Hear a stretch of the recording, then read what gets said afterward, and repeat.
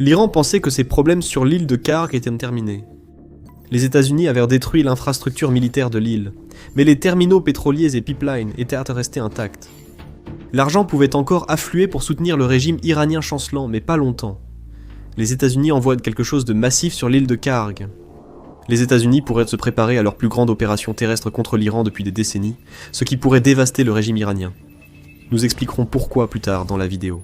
Que se passe-t-il précisément sur l'île de Karg? En ce moment, l'île essaie toujours de se remettre d'une vague d'attaques américaines, qui ont totalement anéanti toutes les cibles militaires sur l'île, selon le président américain Donald Trump. Peu de choses ont changé sur l'île, les opérations pétrolières continuent. Ce n'est pas la situation actuelle qui inquiète le régime iranien. C'est ce qui va se passer à l'avenir qui inquiète, car les États-Unis envoient quelque chose que le régime iranien ne voulait surtout pas voir, des Marines américains. Ou plus exactement, davantage de Marines américains. Selon The War Zone, ou TWZ, les États-Unis envoient l'USS Boxer et le reste de son groupe amphibie prêt au combat, ou ARG, au Moyen-Orient depuis leur base sur la côte ouest. Accompagnant le groupe, il y a la 11e unité expéditionnaire des Marines, ou MEU, qui compterait environ 2500 Marines prêts à déployer des troupes au sol en Iran, si l'ordre leur est donné. Aux côtés de l'USS Boxer se trouvent deux autres navires de guerre amphibies, l'USS Portland, classe San Antonio, et l'USS Comstock, classe Whidbey Island, ainsi que des composantes aériennes et terrestres pouvant soutenir la 11e MEU en cas d'opération terrestre. Cela en soi serait déjà une nouvelle majeure, mais ce qui rend ce rapport vraiment important, c'est que la 11e MEU n'est pas la première que les États-Unis ont envoyée dans la région du Golfe Persique. À la mi-mars, on a appris que la 31e MEU était déployée au Moyen-Orient, depuis sa base d'Okinawa, au Japon, amenant avec elle encore plus de navires d'assaut amphibies et un contingent d'environ 2000 Marines. Il semble probable que ces Marines arriveront dans les eaux iraniennes vers la fin du mois de mars, et il semble que la 11e MEU devrait suivre, renforçant potentiellement la 31e MEU dans les semaines à venir. Former un contingent de plus de 4000 Marines américains, avec la puissance aérienne et les navires amphibies nécessaires pour débarquer sur l'île de Karg. Du moins, c'est l'une des options. Si vous continuez à regarder, vous verrez que ces déploiements de MEU pourraient appuyer 3 scénarios, chacun avec des conséquences potentielles différentes. TWZ note que ce que nous voyons en ce moment, c'est un déploiement accéléré de personnel envoyé en Iran pour soutenir l'opération Epic Fury. L'île de Karg semble être la cible probable de ces Marines. D'autres indices montrent que les États-Unis préparent une action sur une île clé pour l'économie iranienne. En plus de l'arrivée des MEU, les États-Unis ont également déployé le drone aérien, sans pilote MQ-4C Triton de la marine américaine, ou UAV. Ce n'est pas un drone d'attaque. Au contraire, ce drone est conçu pour mener des missions de reconnaissance, et c'est précisément ce qu'il fait dans les régions du Golfe Persique et de l'île de Karg. Le 20 mars, un Triton américain a été vu survolant le principal terminal pétrolier de l'île de Karg, suggérant une surveillance étroite des activités iraniennes sur cette île. Ce n'est pas tout. Les États-Unis ont aussi annoncé le déploiement d'hélicoptères Apache et d'A-10 Warthog dans le détroit d'Ormuz. Ces deux appareils peuvent intervenir dans le détroit pour attaquer vedettes rapides, drones Shahed, sites de lancement de missiles côtiers et ports. Cependant, il faut noter que ces deux appareils ont aussi servi aux États-Unis lors des guerres contre l'Irak et l'Afghanistan. Qu'ont-ils fait dans ces guerres? Les Apaches et les A-10 ont préparé le terrain pour les opérations terrestres dans ces pays en apportant un soutien aux troupes au sol, en façonnant le champ de bataille et en détruisant les positions fortifiées avant l'arrivée des forces. Ces appareils faisaient partie des premiers déployés par les États-Unis dans ces deux conflits. Veux-tu deviner quel type de troupes au sol ils ont d'abord envoyé en Afghanistan? Les Marines américains des MEU. On ressent de forts échos du passé avec le déploiement d'une deuxième MEU dans les eaux iraniennes. Tous les signes montrent qu'une opération va bientôt avoir lieu sur l'île de Karg. Aucune décision finale de Washington n'est confirmée, mais les éléments en place sont difficiles à ignorer. Une intervention au sol n'est pas sûre, mais avant d'évoquer les plans des États-Unis, voyons pourquoi l'île de Karg est importante. Ce n'est qu'une île déjà détruite par les États-Unis, du moins pour son infrastructure militaire. Mais ce n'est pas cette infrastructure qui rend Karg si importante, c'en est une autre. Des infrastructures pétrolières, en grande quantité. Bien qu'elle ne mesure qu'environ 8 km de long, l'île de Karg est l'endroit où presque toutes les exportations de pétrole de l'Iran sont traitées et transitent avant de quitter le pays vers les clients de l'Iran. Le pétrole est la principale ressource économique de l'Iran. Le pays détient environ 10% des réserves mondiales prouvées de pétrole. C'est sur l'île de Karg que se trouvent les terminaux et les pipelines qui pompent le pétrole brut iranien et les produits pétroliers raffinés vers les pétroliers, qui expéditent ensuite le pétrole vers d'autres pays. Selon CBS News, l'île de Karg a historiquement traité entre 85 et 95% de toutes les exportations de pétrole brut de l'Iran. Et c'est un problème majeur pour l'Iran. Les prix du pétrole brut ont récemment flambé pendant la crise, puis ont légèrement baissé en raison de l'opération Epic Fury. En raison de la situation créée par l'Iran dans le détroit d'Ormuz, l'île de Karg est vitale pour le régime et le maintien des flux financiers.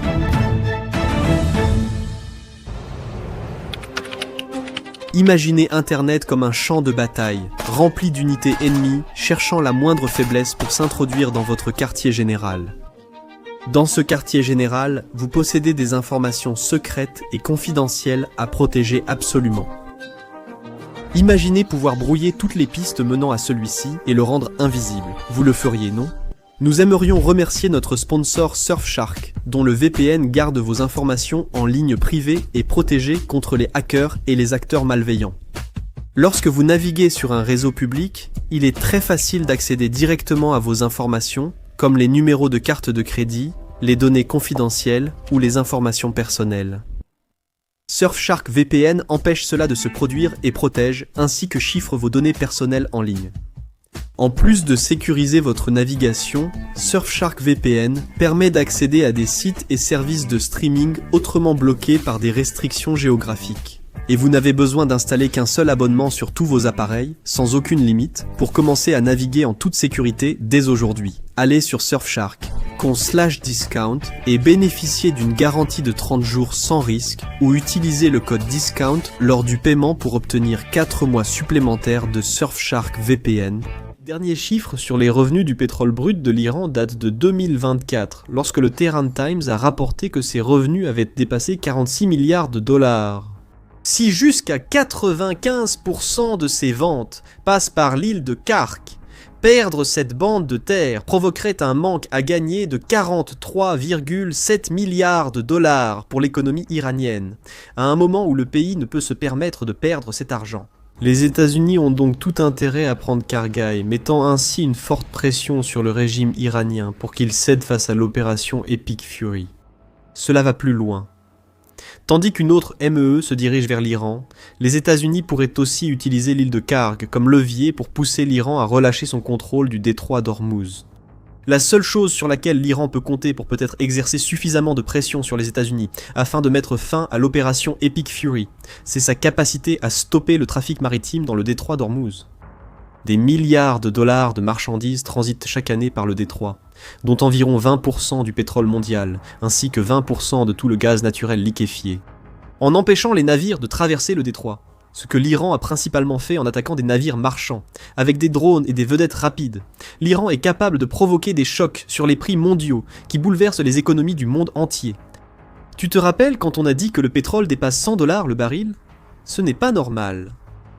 Cela arrive car les expéditions dans le détroit sont gravement perturbées. Les capitaines de pétroliers refusent de risquer que leurs navires soient ciblés par l'Iran. Le calcul est donc simple. Les Marines américains et la prise de Karg offrent aux États-Unis un atout majeur pour contraindre l'Iran à desserrer l'étau sur le détroit d'Ormuz. Si l'Iran cherche à paralyser l'approvisionnement mondial en pétrole et gaz, les États-Unis peuvent riposter en privant l'économie iranienne de milliards de dollars. Surtout, une nouvelle intervention sur l'île de Karg, surtout avec des troupes au sol, enverrait un message fort. Selon l'ancien commandant du commandement central des États-Unis, ou CENTCOM Joseph Votel, ce message serait double et s'adresserait à la fois à l'Iran et aux nombreux pays qui dépendent du détroit d'Ormuz. Je comprends que cela donne un avantage d'information et de communication face aux Iraniens, car nous sommes sur leur territoire, et cela montre à la communauté énergétique que nous protégeons ces infrastructures vitales, a déclaré Votel à TWZ le 20 mars. Des troupes sur le terrain montreraient à l'Iran le sérieux des États-Unis et aux autres nations l'engagement américain à résoudre le problème du détroit d'Ormuz. Le déploiement de la 11e MEU au Moyen-Orient pour rejoindre la 31e MEU renforce ce message. Mais adopter cette approche avec l'île de Karg pose certains défis, comme nous allons le voir. Mais avant d'y arriver, il y a encore beaucoup d'autres choses à venir. Si vous appréciez The Military Show, n'oubliez pas de vous abonner à la chaîne pour ne jamais manquer une vidéo. Nous avons mentionné plus tôt que les États-Unis ont 3 options alors qu'ils envoient une nouvelle MEE vers l'île de Kharg. Les troupes au sol sont l'option la plus évidente que nous aborderons dans quelques minutes. Une autre option, moins risquée, serait que les États-Unis utilisent leur MEE pour établir un blocus naval autour de l'île de Kharg afin d'empêcher l'Iran d'exporter son pétrole. Ce serait un cas où les États-Unis feraient goûter à l'Iran sa propre médecine en empêchant les navires marchands de faire ce pourquoi ils sont venus, mais sans l'élément terroriste supplémentaire d'attaquer les navires.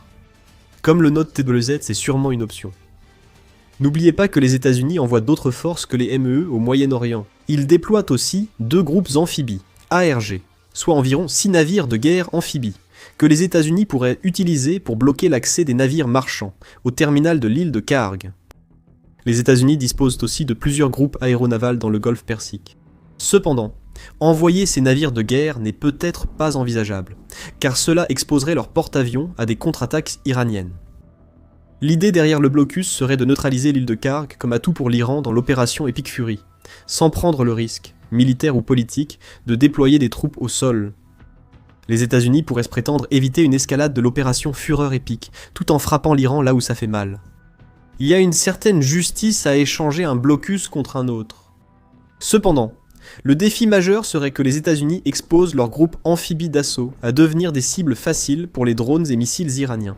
Après tout, un blocus qui n'implique pas de foncer, d'attaquer des navires marchands et de repartir, comme le fait l'Iran dans le détroit, nécessite que des navires de guerre bloquent réellement tout navire tentant d'atteindre l'île de Kharg. Les sites de lancement de missiles côtiers iraniens pourraient frapper. C'est sans doute pourquoi des A-10 et des hélicoptères Apache sont déployés dans le golfe Persique.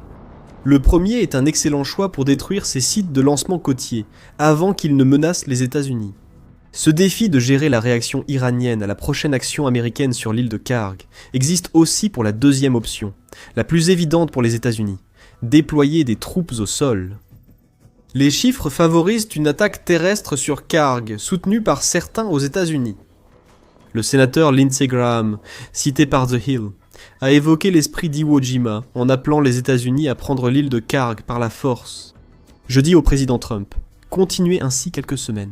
Prenez l'île de Kharg, où se trouvent toutes les ressources qu'ils utilisent pour produire du pétrole. Contrôlez cette île, laissez ce régime mourir à petit feu, a déclaré Graham lors de son intervention sur Fox News dimanche. Nous ne savons toujours pas à quel point les États-Unis sont proches de prendre cette décision en particulier, même s'il semble que des plans soient en train d'être mis en place. Outre les MEE en route vers le Moyen-Orient et les soutiens à une opération terrestre déjà évoquée, CBS News a révélé le 20 mars que le Pentagone a déjà préparé des plans pour déployer des forces terrestres américaines en Iran. Même Donald Trump lui-même utilise la diversion pour empêcher les gens de comprendre ce qu'il a prévu. Non, je ne vais pas envoyer de troupes nulle part, a-t-il déclaré aux journalistes dans le bureau ovale le 19 mars avant d'ajouter rapidement. Si je le faisais, je ne vous le dirais certainement pas. Une opération terrestre pourrait avoir lieu ou non. Si c'est le cas, le nombre de Marines américains que les États-Unis envoient en direction de l'île de Kharg devrait largement suffire pour prendre cette petite bande de terre. Votel estime que 800 à 1000 Marines américains seraient nécessaires pour repousser les forces iraniennes restantes hors de l'île de Kharg. Le Sunday Times conteste ce chiffre, suggérant que même les quelques 2200 Marines du 31e MEE pourraient ne pas suffire à prendre l'île de Kharg, le nombre nécessaire dépendant probablement du nombre de soldats iraniens tués lors de la frappe initiale des États-Unis contre le territoire. Un déploiement majeur pourrait être requis pour sécuriser l'île et ses abords. C'est sans doute pourquoi une seconde MEE se dirige actuellement vers le Moyen-Orient. Il vaut mieux avoir trop de Marines, et ne pas en avoir besoin que d'en avoir trop peu, et finir par perdre ceux dont on a besoin. Les États-Unis disposent, dans leur MEE en route, d'opérateurs spécialement formés à ce type d'opération, soutenus par des renseignements adaptés et la puissance aérienne. Cela a préparé le terrain pour une opération terrestre et agit dans le détroit d'Ormuz pour la sécuriser au maximum.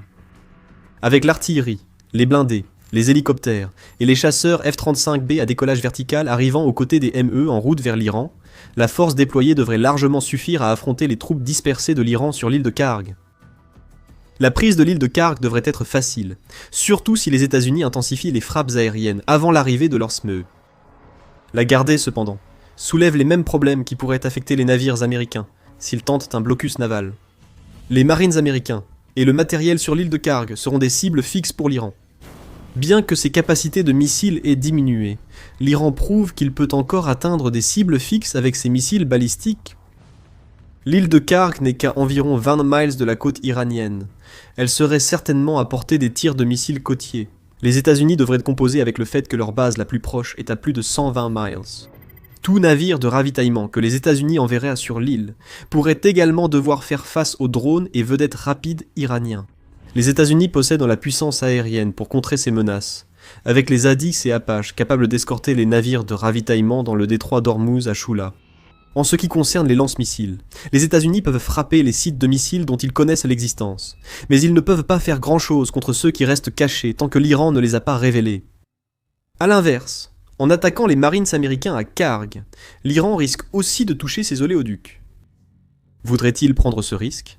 Ce risque lui semblerait-il en valoir la peine, même si les oléoducs sont endommagés, si l'occupation américaine prive de toute façon l'Iran de ses revenus pétroliers ?